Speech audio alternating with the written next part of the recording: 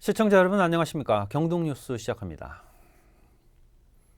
광주시가 지난 7월에 시정발전 비전 제시를 이유로 창의개발 TF라는 팀을 신설했습니다. 그런데 해당 조직이 본래의 목적보다는 변칙적인 인사권 행사에 쓰이고 있다는 지적이 공직사회 일부에서 일고 있습니다. 오영석 기자의 보도입니다. 광주시는 지난해 7월 시정발전과 전략적 미래비전 제시를 위해 창의개발 TF라는 조직을 만들었습니다. 그런데 4개월이라는 시간이 흐르는 동안 해당 팀에서 근무해온 직원은 내년에 정년이 되는 과장급 공무원 단 한 명뿐이었습니다. 사무실도 사람들 발길이 뜸한 시의회 건물 지하 1층 전산교육장 한쪽 구석에 마련돼 있습니다. 그럼 특별한 이유 없이 어느 날 이렇게 이쪽으로 발령을 받으신 건가요? 저도 구체적으로 잘 모르겠어요. 저쪽에서는 이유가 있다고 하겠죠. 퇴직하기 전까지는 여기 있어야 되는데. 경안천 수질 개선 방안 등 몇 가지 과제가 맡겨졌지만 제출 시한도 정해지지 않은 업무였습니다. ETF가 필요로 만든 것인지 아니면 필요 없는데 만들어 놓고 그냥 그 사람 한직에 보내버린 것인지 구체적인 업무 내용 보고 판단해야 될 것 같아요. 이 같은 문제에 대한 우려는 지난 9월에 열린 광주시 의회에서도 수차례 지적된 바 있습니다. 시장님의 마음에 들지 않는 이유로 창의개발실 1인 TF라는 처음 접하는 회계원 방식의 인사발령은 거침없는 행정이 아니라 명백한 법령 위반 사항입니다. 하지만 당시에도 광주시는 시장에게 부여된 정상적인 인사권 행사였음을 분명히 했습니다. 창의개발 TF팀은 필요에 따라 임시로 조직을 구성하여 한시적인 팀으로서 성과를 창출하기 위한 실무 조직으로 구성 운영하고 있습니다. 광주시 공무원 노조는 관련 성명을 발표하고 창의개발 TF를 공무원 망신주기 인사정책이라며 즉시 중단을 요구했습니다. 시장님 자체도 야 내가 페이퍼로 남기는 그러한 징계 주는 거 아니잖아. 그건 뭘까요? 징계 주는 거 아니잖아. 문책성인 거잖아요. 그건 아니라는 거예요. 딜라이브 서울경기 케이블 TV 오용석입니다. 반세기 가까이 상수원 보호구역으로 묶여 고통을 당해온 남양주시 조안면 주민들이 헌법 소원을 청구했습니다. 재산권과 평등권 등 기본권을 심하게 침해받고 있다는 이유입니다. 양재정 기자입니다. 북한강을 따라 남양주 조안면이 길게 뻗어 있습니다. 현재 조안면에는 천여 가구 4천여 명이 거주하고 있습니다. 이곳은 지난 1975년 팔당 상수원 보호구역으로 지정되면서 각종 규제로 마을은 옛 모습 그대로 변화가 별로 없습니다. 아파트와 상업시설이 들어서 있는 강 건너 양평군 양수리와는 대조적인 모습입니다. 원인은 반세기 가까이 개발의 발목을 잡는 답답한 규제 시스템 때문입니다. 이런 이유로 조안면에는 그 흔한 슈퍼마켓과 약국, 목욕탕 등 주민 편익 시설도 없습니다. 음식점 역시 허가 조건이 까다로워지면서 영업 손실로 인해 폐업을 반복하고 있습니다. 짜장면을 한 그릇 먹더라도 배달도 안 오고 여기는 양수리 시내로 나가야 되고, 그런데 시내로 나가기에는 주말에 애들 데려나가야 차도 굉장히 복잡해요. 여기 많이 밀리고. 그러다 보니까 아파도 병원 가기에는 여기서 한 10km 이상 나가야 되고. 주민 절반 이상이 비닐하우스에서 농사를 짓고 있는 조안면은 특히 친환경 딸기 재배로 유명한 곳입니다. 하지만 딸기 체험 행사 외엔 잼과 음료 등 농산물 가공이 불법이어서 지역 주민들은 시대에 맞는 합리적인 규제 체계 전환을 요구하고 있습니다. 딸기 체험 농장들은요, 딸기 따는 거 말고 딸기 잼, 딸기 주스, 딸기 케이크, 파이, 딸기로 할 수 있는 모든 거를 가공을 해서 체험을 하게 만들거든요. 근데 이쪽 강 하나 두고서 저희 조안면 같은 경우는 딸기 체험을 한다고 하면 딸기 따고 먹고 외에는 할 게 없어요. 또 조안면에는 12개리의 소규모 하수 처리 시설이 있어 환경부가 요구하는 수질 조건을 충족하고 있습니다. 하루 2,400톤 처리 용량의 하수 처리 시설은 업그레이드된 기술로 음용수에 가까운 물을 방출하고 있습니다. 지금 이제 조안면에서 나가는 하수는 환경부에서 정한 기준보다도 훨씬 깨끗하게 나가고 있습니다. 그럼에도 불구하고 45년 전 규제로 주민들을 억압하는 것은 현실에 맞지 않고, 현재 기술력이나 기타 주변들을 다 살펴봐서 현실에 맞게 좀 상선 관리 규칙을 개정 내지 또는 좀 완화를 해달라는. 그동안 각종 규제로 심각한 고통을 당해온 지역 주민들은 수도법과 상수원 관리 규칙 적용이 도를 넘었다며 헌법 소원을 청구했습니다. 평등권과 재산권, 직업 선택의 자유 등 기본권을 심각하게 침해하고 있다는 이유였습니다. 헌법재판소 판결은 앞으로 2년 이상 소요돼 지역 주민들에겐 인고의 시간이 되겠지만 합리적인 규제 시스템 전환을 요구하는 목소리는 더욱 높아지고 있습니다. 딜라이브 서울경기 케이블TV 양재정입니다. 자, 그럼 계속해서 이번 헌법 소원과 관련한 내용을 조한면 주민통합협의회 김기준 협의회장 전화 연결해서 얘기를 나눠보도록 하겠습니다. 네, 협의회장님 안녕하세요. 네, 안녕하세요. 네, 먼저 이번 헌법 소원의 배경에 대해서 말씀해 주시죠. 네, 일단 저희 주민들은 그동안 환경부에 지속적으로 규제 완화를 요구해 왔었습니다. 근데 그 과정에서 상수원 보호구역의 불합리한 부분들이나 전혀 과학적이지 않은 방법으로 규제가 이루어져 왔다는 자료들도 많이 저희가 확보를 했고, 그런 전문가들의 조언도 많았습니다.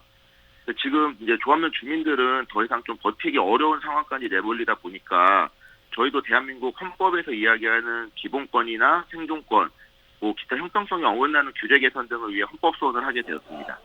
앞선 기사에서 살펴보면 이 환경부에서 요구하는 하수 기준을 축적했는데도 불구하고 인근 양평군과 비교했을 때는 규제 강도가 더 심하다, 이렇게 보고 계신 거죠?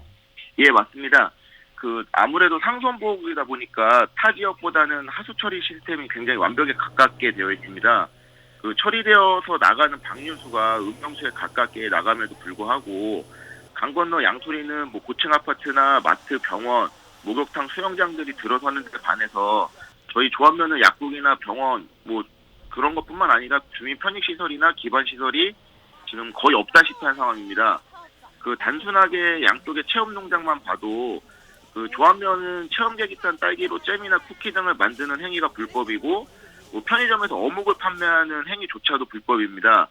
이러한 면들을 저희가 살펴봤을 때 규제가 너무 가혹하고 비합리적이고 형평성에도 어긋난다고 생각합니다. 그렇다면 현재 시점에서 예상되는 이 헌법재판소의 판결 시점, 그리고 이에 대한 대응 방안 등 앞으로 계획에 대해서 말씀해 주시죠. 네, 저희 주민들은 짧게는 1년에서 길면은 2년 정도의 헌재에서 판단이 걸릴 것이라고 생각하고 있고요. 그 기간 동안에 저희는 저희랑 비슷하게 과도한 규제를 피해보는 다른 지역의 상수원 보호구역 주민들과 연대를 할 생각이 있고, 상수원을 지금 사용하고 계시는 하류 쪽 시민들께도 지금 상수원 보호구역의 이 비과학적인 관리 실태를 적극적으로 알려서 상수원 보호구역에 대한 국민적인 공감대를 형성하려고 합니다. 그리고 지금 마지막으로 현재 비합리적인 상수원 보호구역 관리 체계를 지금 시대의 기술 수준에 맞게 좀 변화시키고, 주민들도 자구책을 마련해서 환경부랑 함께 상수원 보호구역을 지키고, 환경부는 또 일부 과한 규제는 좀 완화해주면서 주민과 환경이 함께 상생할 수 있는 방안을 계속 환경부랑 협의를 하려고 합니다. 네, 오늘 말씀 여기까지 듣겠습니다. 고맙습니다. 네, 감사합니다. 네, 지금까지 남양주시 조한면 김기준 주민통합협의회장이었습니다. 남양주시는 자원회수시설 민간투자 사업과 관련해 전략 환경 영향평가 주민설명회를 가졌습니다. 지난 3일 오전 오후 두 차례에 걸쳐 열린 주민설명회는 주민들이 거의 참석하지 않은 가운데 진행됐습니다. 자원회수시설 후보지는 모두 3곳으로 현재 적환장이 있는 이패동 521번지와 수석동 442번지, 그리고 별내면 광전리 1, 이렇게 3곳으로 압축됐습니다. 남양주시는 앞으로 입지선정위원회 심의 등을 거쳐 하루 250톤 처리 용량의 민간 자원회수시설 후보지가 결정될 예정이라고 밝혔습니다. 내년에 확정될 제4차 국가철도망 구축계획을 두고 지역별로 필요한 노선이 반영되길 바라고 있습니다. 양평군과 강원도 홍천군의 경우는 대중교통망이 미비한 양지역을 연결하는 철도망에 사활을 걸고 있습니다. 앵커 리포트입니다. 경기도민과 강원도민의 간절한 염원을 모아 다시 한번 강력히 촉구한다.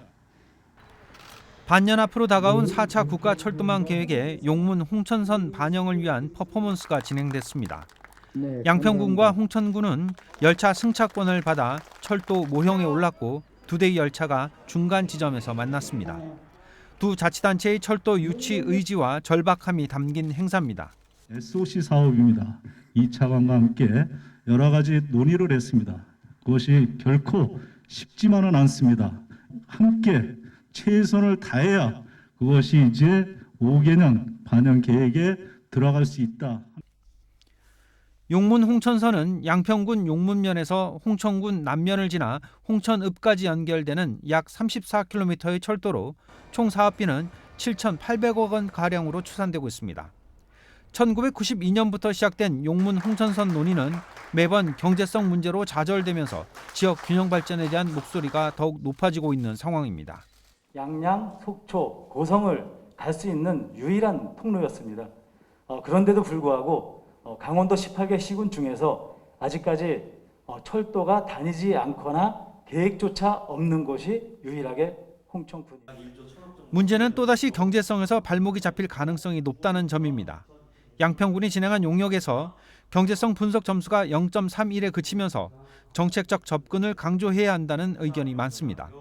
양평군과 홍천군의 지역균형 발전은 물론 상대적으로 소외되었던 동부권의 철도 인프라 확대의 시발점이 될 것이라고 확신합니다. 경기도와 강원도, 양평군과 홍천군이 함께 철도 유치에 나선 상황. 추진위원회와 지역 주민들은 마지막이라는 각오로 막판까지 총력 집중하겠다는 자세입니다. 딜라이브 서울 경기 케이블 TV 신승훈입니다. 구리시는 정부가 추진 중인 그린 뉴딜 사업과 관련해 지역에서 추진하는 그린 뉴딜 구리의 종합계획을 발표했습니다.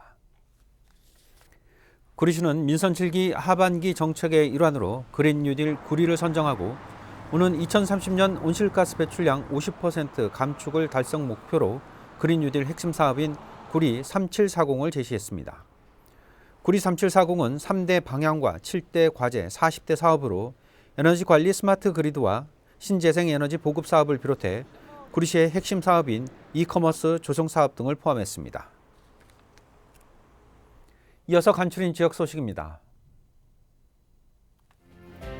남양주시 수어통역센터는 지난달 31일 농인을 대상으로 6개월간 진행한 평생교육 프로그램에 대한 평가와 작품 전시회를 열었습니다. 이상으로 뉴스를 마칩니다. 시청해 주셔서 고맙습니다.